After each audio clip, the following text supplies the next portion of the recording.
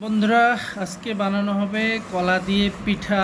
এই জন্য আমরা এখানে মূলত গেরা সুন্দরী কলা নিয়েছি, পাকা পাকা 6টা 5টা, একটু বেশি পেকে গেছে। আর এদিকে আমাদের নারিকেল আছে, নারিকেল কোরানো।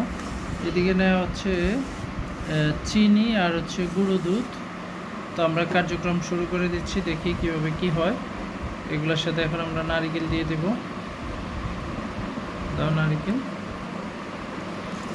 নারকেল দিয়ে পিঠাগুলোকে মাখানো হচ্ছে, নারকেলের সাথে দুধ চিনি মাখানো হচ্ছে। এরপরে কলা দেওয়া হবে,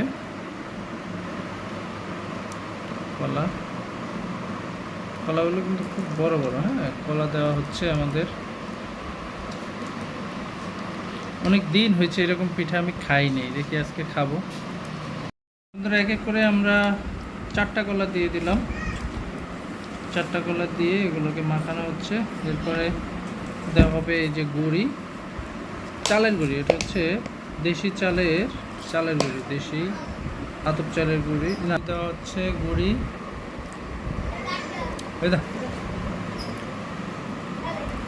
গুঁড়ি দিয়ে এখন মাখানো হচ্ছে। বন্ধুরা, এইটা একটা নাকি পিঠা? আমাদের কলার পিঠার খামি বানানো শেষ, জাস্ট এখন পরে আমরা তেলে দিয়ে ভাজবো আর পিঠা তৈরি হয়ে যাবে। চলুন দেখি তেল দিয়ে ভাজা যাক। বন্ধুরা, আমাদের পিঠা কার্যক্রম চলছে। এই যে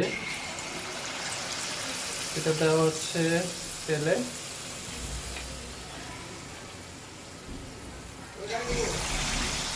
ব্যাস, খুব সুন্দর করে পিঠাগুলো হয়ে যাবে।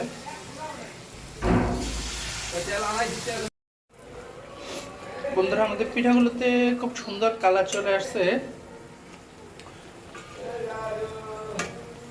আমাদের পিঠাগুলো প্রায় কমপ্লিট। এই যে